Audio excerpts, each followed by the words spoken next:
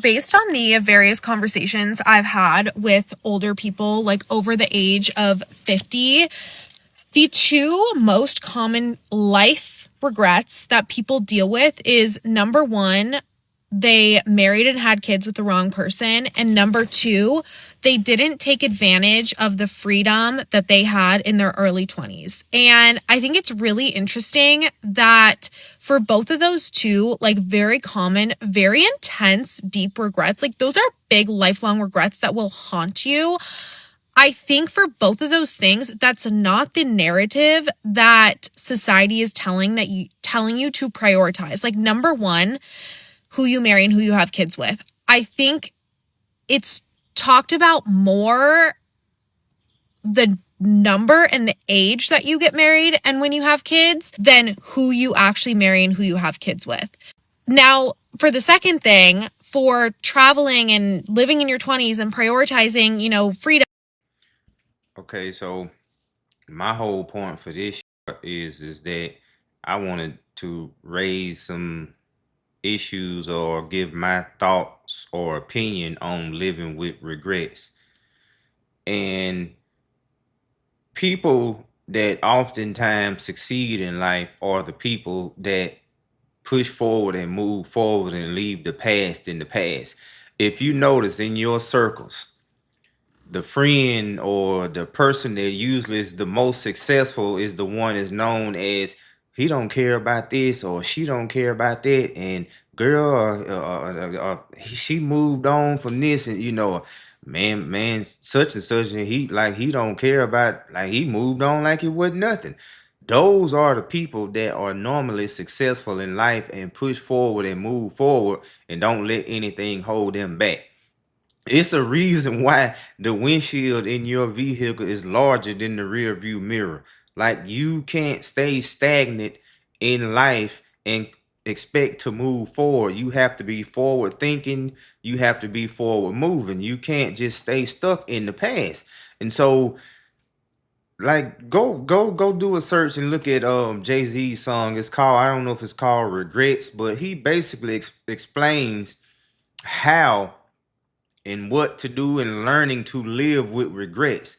Once you learn to live with your regrets and not wallow in your regrets, you can get a lot further in life. And people need to understand that. And I think people kind of get lost in the sauce a lot. But And happiness and living your life to the fullest when you're younger and have zero responsibilities. What are we told when we're in our 20s? Oh, if you're not jumping into a corporate job or in the workforce, you're being financially irresponsible. You're wasting your time, wasting your potential. You're wasting your college degree. You're not going to have health insurance. Like, that's crazy that you need to, in the US, you need to be working a full-time job in order to have health insurance. It really makes you think that our society and our culture is not set up and it's not conducive to people living their life with no regrets. And I have these conversations with people or talk to like my parents or their friends or like people that I meet out, and I think she is wrong on this, and you can tell the sheer fear and anxiety in her physical attributes, and even in her words and how she is talking. Is She is flabbergasted and overwhelmed with trying to process I think she thinks she's having an epiphany, but the epiphany is distracted by reality. And what I mean by that is that oftentimes in life things are not as complicated as they may seem.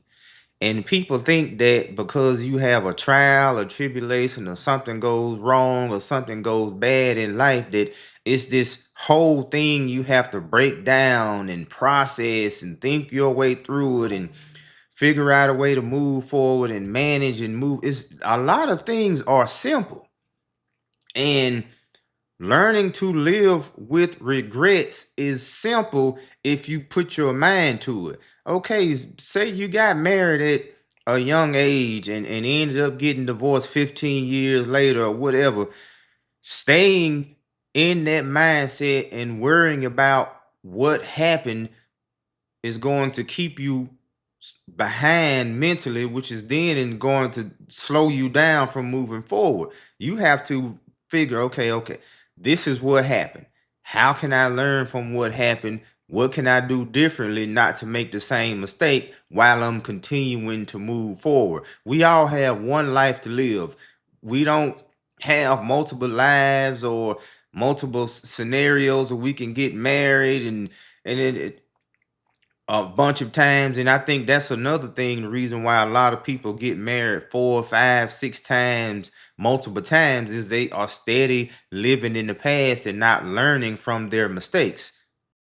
A lot of people might disagree with me on this, but you're actually supposed to live with regrets. Everybody walks around and says, no regrets, no regrets. Everything happens for a reason. Yes. And sometimes that reason is that you made a mistake because you were being an ass. Spiritual bypassing your mistakes and outsourcing them because it was God's plan or the universe doing whatever is actually the fastest way to keep you stuck and never have you learn anything in life. Shame, guilt, resentment, regret, all of these things are so crucial for conscious evolution. They actually show us how to get better. If you make a mistake or you hurt somebody or you lie and you say, well, no regrets, everything happens for a reason. God was trying to do something in my life and I'm just not sure what it is. What you're basically saying is I'm going to pretend that I don't have to feel bad about what I did. And therefore, you're not going to get the conscious evolution that was necessary to get from that lesson. So you're going to repeat it and you're going to keep being a little piece of shit until you actually take ownership and learn your lesson. I regret a ton of stuff in my life and I don't dwell on it. That's the difference. Learn from your past, but don't live in your past. I regret people that I've hurt. I regret people that I've lied to. I regret times that I didn't come up and say my truth earlier so I could have protected myself and a relationship. I regret.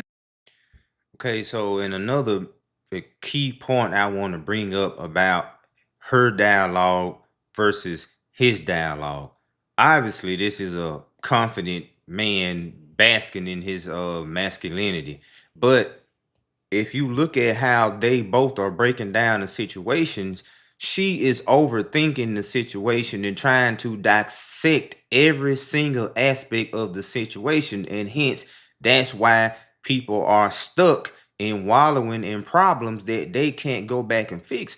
I can't go back and get yesterday. What happened yesterday is yesterday. That's why it's called yesterday. So it's nothing I can do to go back and change what happened yesterday. But if something happened yesterday that I didn't like or disagree with, today I can learn from it and move forward and figure out how to not allow it to happen again. But in order for me to do that, I can't live in yesterday. I have to take what happened from yesterday, learn from it, and move forward.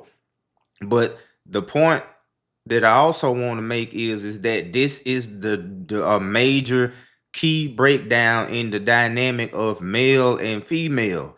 And as quick as men and women start to understand that we are just genetically pre-programmed and designed to handle certain situations differently, the better off society would be, and especially modern day dating.